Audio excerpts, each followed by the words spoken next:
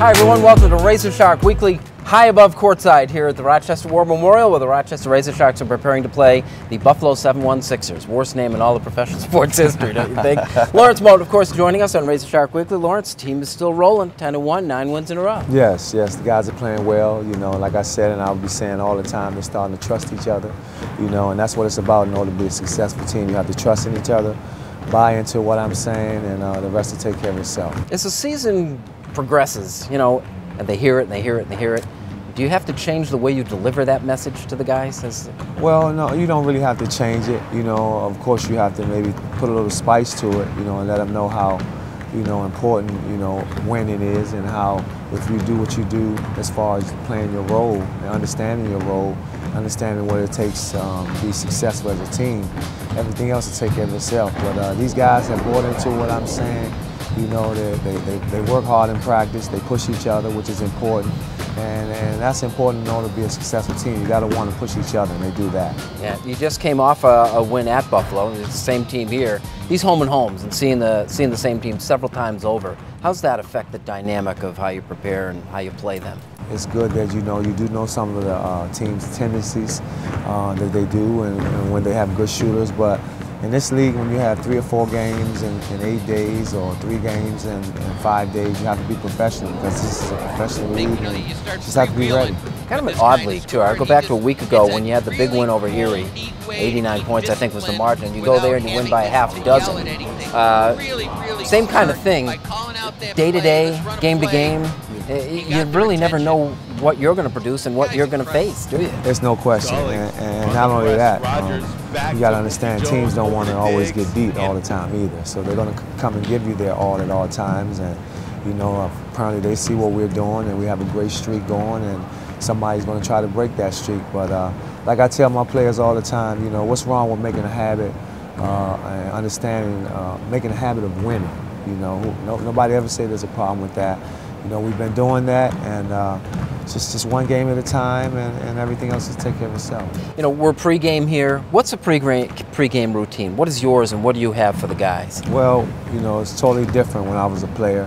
When I was a player, I liked my steak and potato with a little shrimp, little spiced shrimp on the side, or pasta, some type of thing like that, and I'll probably take a little nap here and there. But now, just prepare myself mentally on what I'm going to say to the guys, on the game plan, on the tendencies of their best players, and just be ready to roll. Everybody has a different routine. Some guys don't sleep, some guys do. So, you try to teach a routine? Like with all the knowledge that you bring to the game and everything, do you try to tell these guys, here's what you ought to be doing at 11 o'clock, 3 games prior to game time? Well, you definitely mentioned, aspects of staying hydrated, carbo loading, with the pasta and things like that. But for the most part, these are grown men. They're going to do, what they feel, and hopefully by this day and time and this stage in their life, they have a routine already. How do you get mental preparation? How do you bring them to a peak? Well, it's all about training the brain. I tell people, the more and more you instill it and say it, eventually it'll gravitate, to the guys. And it's sort of like repetition. Once you put into it is what you're going to get out of the game, and even in life, whatever you're doing. So, it's just about training the brain and instilling it in them. And, I feel like the more and more I preach it and say it, gradually it'll gravitate to those guys. As their coach, when you bring them out courtside to start the game, do you know if you have a team that's ready to play? Do you know what to expect from them just prior to game time? Well, for the simple fact of us being at home, I stress one thing, and this goes for all the youth and professionals. When you're playing at home, in order to learn how to win, you have to protect your home court. And I stress that to my guys, protect your home court, understanding that you have the fans behind you, and you play hard, and everything else will take care of itself. All righty, Lawrence Moten is with us. This is Razorsharks Weekly. Coming up next, we'll talk to Ayodele Coker.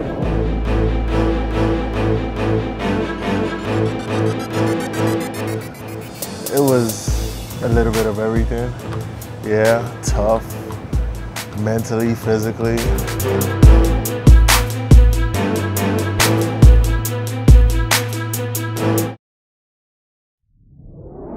We are back with Razorsharks Weekly. Bill Pucko with Ayodele Coker. the center for the Rochester Razorsharks. Ayodele, kind of a neat first name, Nigerian, because you're a native there, right? Yes, yes I am. You stayed there. I mean, I guess you graduated school. You played through Nigeria. Tell us about the country. It's a pretty nice place to stay. Warm climate as opposed to how it is out here. So I'm trying to get a little used to it, but it's a nice place. Other than the fact that we're still developing, we're still like considered a third world country, but other than that, it's a great place. But Nigeria has made a footprint in United States basketball. I mean, it is not unusual at all to see Nigerians play at a very high level. Yeah, we have a lot of Nigerian players over here, like Victor Oladipo, Akeem Olajuwon that everybody knows. Yeah, and Michael Olowokandi. We have made a pretty big impression on the American basketball scene. What's the game like there? Because we always talk about, city game in the United States, playground ball, anything goes. Is it the same in Nigeria? It's a lot more physical, and it's a big transition playing over there and coming over here where every touch is a foul. It's a lot more physical in Nigeria. Did you have to change your game? A lot, yeah. I'd imagine you were a pretty physical player. Yeah. 6'10". Ayodele Coker is our guest. He is the center for the Rochester Razorsharks, and if people may remember the name, you played 4 years at St. John's. Yes. What was life in the Big East like? It was a little bit of everything. Yeah, tough, mentally, physically, and having to mesh that with the academics part. Overall, it was a great experience. The guys that you played with and played against, do you bring back any particular memories of some of the great guys that went through that league? Yes, DeJuan Blair I have a very particular memory of DeJuan Blair because he is hands down the strongest person I ever played against. Like, yeah, he's a force down there. So I always remember that.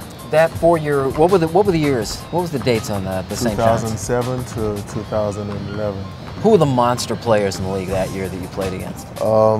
We had DeJuan Blair, Roy Hibbert. We had a couple of people that didn't go to the league, like Austin Freeman from Georgetown. A lot of others that I can't recall right now because I'm kind of nervous being in front of cameras, but yeah, there's a lot of people, a lot of forces came out of the Big East at that time. Is it kind of, do you share any stories with Coach? I mean, he's the all-time leading scorer in the Big East, and he's not afraid to tell you. I mean, you're both graduates of that league. Is it kind of fun swapping war stories in the Big East with Coach? I think the Big East was kind of different during my era. I think there was a little bit of, it was a lot different, I think. I just feel that way. I don't, because I really never used to watch basketball when I was back home, so I really don't know what it was like when he really played, but when I experienced it, it was really tough, like the toughest league in the conference. Toughest league in the nation, basically, yeah. All right, hey, well, look, you did great. There's no need to be afraid. This is Ayodele Coker, and he's the center for the Rochester Razorsharks. We're high above courtside as the Sharks prepare to play Buffalo, and we'll be back.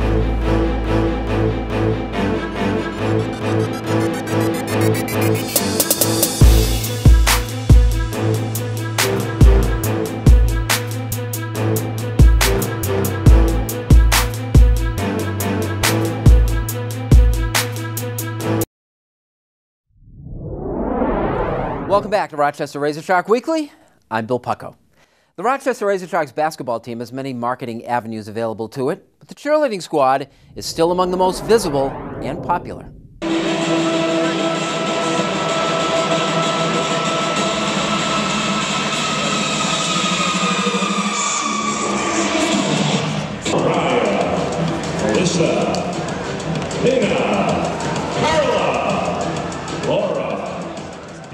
They are the Rochester LadySharks, once among the more glitzy cheerleaders and dance troops among Rochester's professional sports teams. The group has dialed it down a little this year. Well, we're definitely looking for people who feel comfortable talking to fans and engaging with the fans. We want to make sure that they are here to help the fans have a good time and also to cheer on the Razorsharks. Good, because, you know, unlike in years past, this isn't necessarily a dance troupe, is it? Not necessarily, no. In fact, our primary concern was whether or not they were going to be here to have a good time and help everyone else have a good time. The fact that so many of them do have dance and promotional experience and cheer experience is a bonus. O'Neill brings professional experience to the group other than cheer or dance. Maureen is the marketing coordinator at Capstone Informational Technologies when she's not at the arena with the girls. It's all part of the plan. Try to use a different marketing approach. We have more people out in the public, a lot more community events, and by doing that we had over 60 people try out for the program, so we're real happy with the number we had. But they seem to be pretty well received too. It's gone over very well. We do a lot of community events. We go to a lot of different establishments, try to spread the word that the Razorshark community is out there, and these ladies do a great job trying to do that.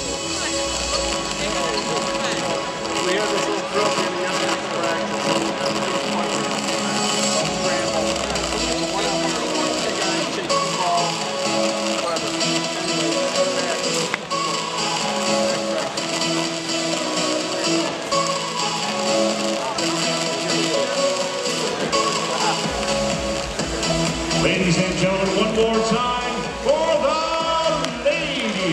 LadySharks. There are 16 LadySharks when the group is fully assembled.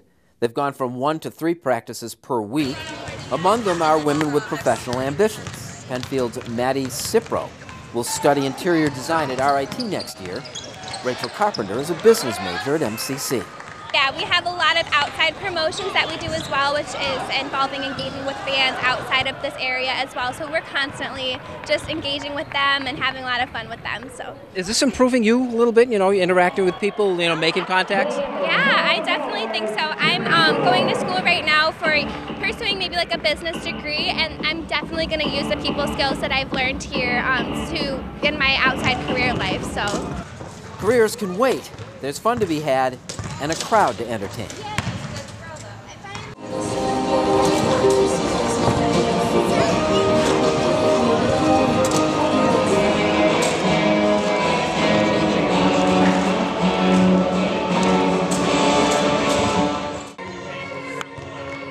Oh, we get to interact with fans before and after the game, and sometimes we even do it during the game. It's a lot of fun. I love the people who come to our games.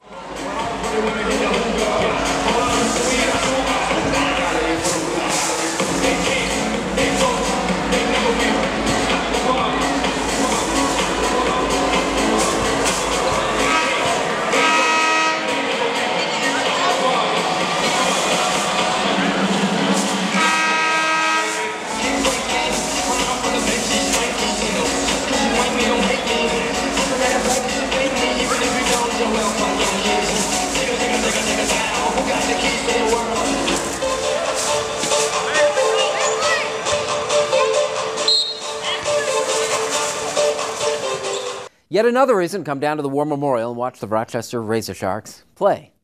When we return, Coach Moten looks ahead to the week ahead and a little downtime. This is Razorsharks Weekly.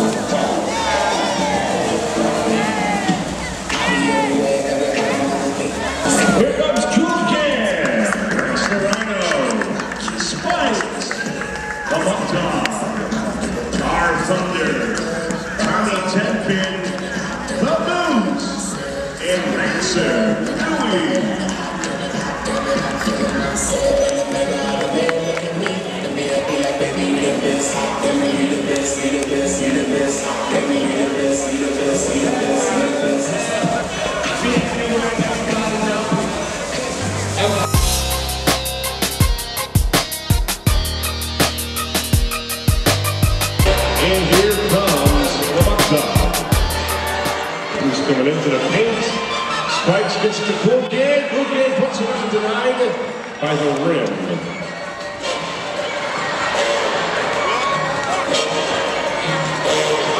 It's the winter sports versus the spring sports. Where does it put Pucko? I don't know. guess Cool Can will be winter because Cool Can is cool. Or summer because he's wearing sunglasses. I don't know. All right, somebody just fired up a shot. Spikes directing traffic, and he's like hopefully umpire out there. Rex Serrano, sky ball! Oh, Rex is going to slam that one home. Go. It's going to be the top of it. Oh, he's dead. Okay, here comes Tommy Tendon. Our Thunder takes it, puts a feet into it, gets it over to his other friend Spikes. He gets it out to Rex Serrano. Ball wants to get in the game. Lance Louis dribbles down. He's going to post up for three. No, puts that tail into Tommy Tendon. Puts it up. Just misses the loose. Is after it. The Andrews loose comes up with a rebound and gives it right up to Spikes. Spikes tearing up court. This guy's going to sky. He's going up for a slip. Oh, maybe not. Oh, reverse layup for Spikes. Well, we hit home runs. He can make the loose slip.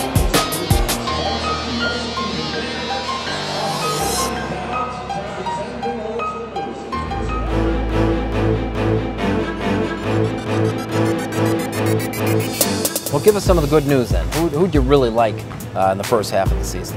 First half, Terrence Whiteley's played really well.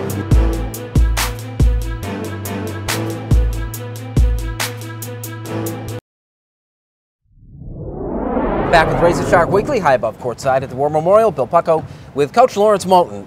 Coach, it's sort of midterms for these guys. You go on a break, you don't play for a little while, especially you don't play the rest of February here at home. Yeah. What are you going to do during the break? Well, you know, I'm going to go home and spend some time with my beautiful family, you know, and you know, just enjoy the break, but at the same time understand that, you know, when we come back, we do have a goal, and that's, you know, our goal is to win a championship. You know, I'm not selling for anything less than that, you know, but it's going to take not just me, it's going to take those guys to understand, you know, that you do have a break off, but mentally and physically, you have to still stay prepared and be ready. Tell us about, if you don't mind, tell us about your family. Yeah, well, my family's fine. You know, I have two beautiful girls, you know, Lorenza and Leilani, 6'2", you know, and 5'9", you know. So, you know, they play the sport, you know, they model. They're beautiful girls, and I have a beautiful family, and I'm blessed. Are you glad they play basketball? No, I'm not one of those fathers who stress that on, you know, my children. You know, I feel that, you know, at the end of the day, it's what they want to do. You have to be behind them and support them. You know, I'm blessed that they're, you know, straight A students, 3.8 grade point average. You know, they model, you know, they sing, you know, they've performed already in front of Michelle Obama. So, you know, I've been blessed. That's tremendous. Being blessed, and I know, you know, the workload is tough being a professional ball player, and you're coaching now, and you're away from the family a lot. How do you make the time you're with them count? Well, you know, I constantly stay in contact with them every day. You know, now with the computerized world and the world of technology, you know, they do get a chance to see you on video or Skype, you know, things like that. So I stay in contact with them, you know, and I can't wait to see them Tuesday. All right, back to basketball. Midterm grades. I mean, you've had a chance to evaluate a number of guys. Yeah. You're off to a 10-1 start, and you won 9 in a row. Yes. I imagine the grades are pretty good. Yeah, the guys have been fairly well, you know, this first, you know, part of the season. You know, I have done what I call the progress report. You know, the guys, letting them know some of the things I've seen that they've done well, and some of the things that I've seen that they haven't done well, and hopefully, you know, in the second half that they can work on to help us as a team be successful. You know, I feel it's very important, you know, even in coaching, you know, to me it's very important that when you explain something to your player, you know, explain it to them the right way, and the same way you are negative when they mess up, be positive that same way. Give that same fire. You know, they'll want to see that more, you know, and I'm big on that. Well, give us some of the good news then. Who'd you really like in the first half of the season? First half, Terrence Whiteley's played really well. You know, I love his veteran leadership. I love this feistiness. You know, you have Darren Moore, you know, who played very physical down low. You know, Reggie Stallings played well. You know, guys, they played very well together, and for it to be their first time, interacting with each other. People need to understand that's very important. These guys, I had to bring in 30 guys and narrow it down to 15. And now that I have my 15 guys, most of these guys are playing together for the first time.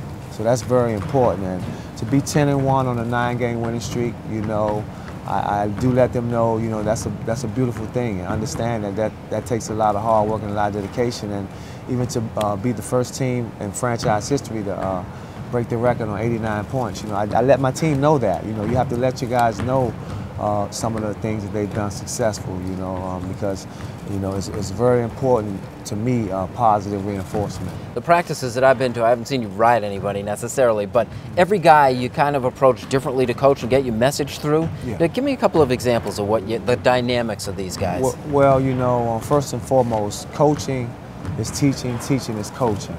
And you have to understand you're dealing with 15 different emotions.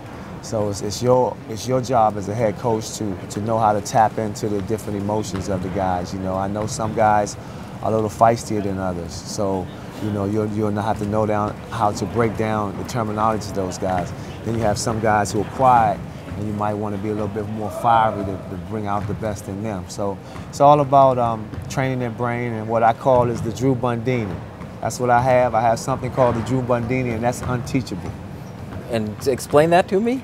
It's called Drew Bundini. You don't know who Drew Bundini is? No. Drew Bundini is Muhammad Ali's was his right-hand man. Float like a butterfly, sting like a bee. He was his hype man. His guy who motivated him to be one of the best fighters of all time. You know, Muhammad Ali couldn't do it without Drew Bundini. All right, we learn something every time we talk to you, Lawrence. That's right. Thank you very much. You're very welcome. This is Rochester Razorsharks Weekly. We are on every Friday afternoon, 4 o'clock on Time Warner Cable Sports Net.